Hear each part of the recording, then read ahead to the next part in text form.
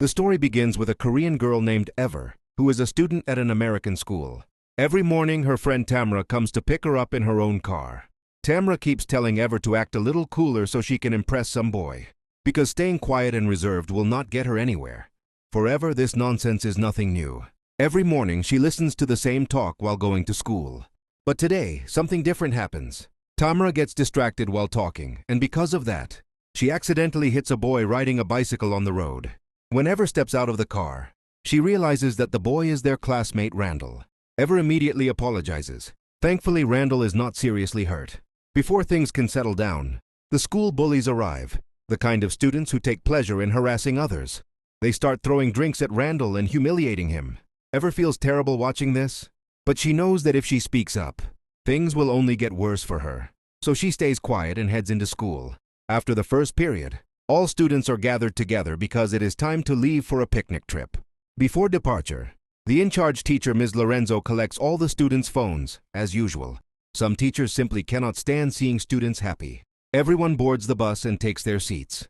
Fasten your seatbelts too, because what follows is a scene of absolute chaos and bloodshed, something you may have never seen before. After witnessing this, you might never feel like going on a picnic again. As the trip begins, Ms. Lorenzo starts giving her usual boring speech that nobody is interested in hearing anymore. She has repeated it hundreds of times already. Due to her age, she soon dozes off. Behind her, the students are enjoying the trip, a little too much. Suddenly, Ms. Lorenzo wakes up and feels that the bus might be going the wrong way. She tells the driver, Wayne, that he has taken a wrong turn. But Wayne is a stubborn man and refuses to accept his mistake. At that moment, a strange object crashes into the bus windshield, splattering it completely red. Is it blood? That will be revealed later. The driver loses control of the steering wheel, and the bus plunges down into a ditch. Many students get injured. When the bus finally stops, strange things begin to happen. A thick fog suddenly forms. An unnatural silence spreads everywhere. Then, a radio broadcast starts playing, an announcement from United States Civil Defense, instructing everyone to stay where they are and hide in a safe place because the country has suffered a chemical attack. Everyone freezes in fear. Just then, a man with blood-covered hands appears at the gate. He is wearing a strange mask and keeps knocking repeatedly. Everyone begs not to open the gate, but Ms. Lorenzo's humanity takes over. She believes the man needs help. As soon as she opens the gate, the man attacks her, slashing her neck and ripping. The 7 students run through the forest and reach an old abandoned building. Just by looking at it, they can tell it has been deserted for years. Broken walls, shattered windows, and a strange stench coming from inside. Some believe entering the building is the only option. Others are still shaken, questioning who that masked man really was. One student suggests that the man might have been infected due to the chemical attack mentioned on the radio. No one knows the truth, but staying in the open forest feels far more dangerous. They decide to go inside.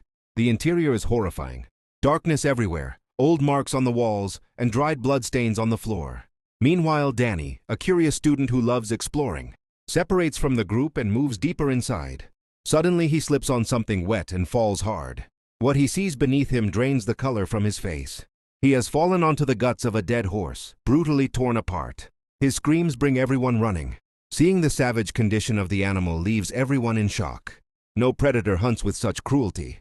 Danny suggests that a new virus might have spread across America, something even the government cannot control, and that they might all turn into monsters too. No one fully believes him, but fear is written on every face. They decide to seal all open entrances to the building. To work faster, they split into 2 teams. During this time, Stephen and Ever talk properly for the first time. It becomes clear that Stephen has liked Ever for a long time, but never had the courage to say it. While working, they find weapons, a knife, a spear, and even a broken guitar that one student sharpens into a deadly weapon. Suddenly, they hear Candace's voice outside, the same girl who was left behind on the bus. Ever is relieved to hear her, but the others sense something is wrong. Their fear is justified. Candace is not alone. The masked man is using her as bait. When no one opens the door, he brutally kills Candace in front of them. Then, another nightmare appears. The bus driver Wayne, dead but somehow alive again. Blood drips from his mouth, and his movements resemble a living corpse. Everyone runs into a room with strange lighting. For now they are safe. Suddenly Ryan appears, the missing student. He explains that everyone on the bus has become infected, and he barely escaped. but unknowingly he has led the infected straight to them. Chaos erupts. Hunt is killed. Fear reaches its peak. The group hides behind a wooden wall. Ryan makes it inside but is badly injured, bleeding heavily from his stomach. They gather in another room and notice strange mannequins that seem to represent them. The realization sends chills down their spines. Danny starts behaving oddly and reveals that he has been bitten.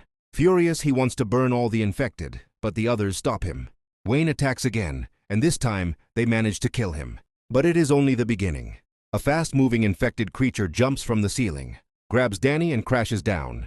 Despite the fall, Danny survives, confirming that something is terribly wrong.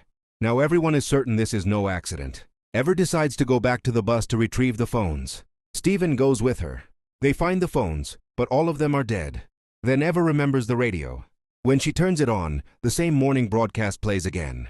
That is when the truth hits her. The broadcast is recorded. There was no chemical attack. This was all a plan. Suddenly, Chip injects Ever and apologizes. 4 weeks earlier, Steven and Randall, victims of bullying, planned revenge. They used a chemical that temporarily turned people violent and uncontrollable. But the plan went too far. Now they decide to kill everyone and make it look like an accident. But Ever overhears everything. She reveals the truth to everyone by injecting herself and exposing the reality. The group finally understands. Steven and Randall are injected with the same chemical, forced to suffer the same pain. Hours later, when the effect wears off, the surviving students return to the bus. Ms. Lorenzo regains consciousness. In the post-credit scene, Steven and Randall are questioned and then given a toy, as if everything was just a twisted game. And that is where the story ends.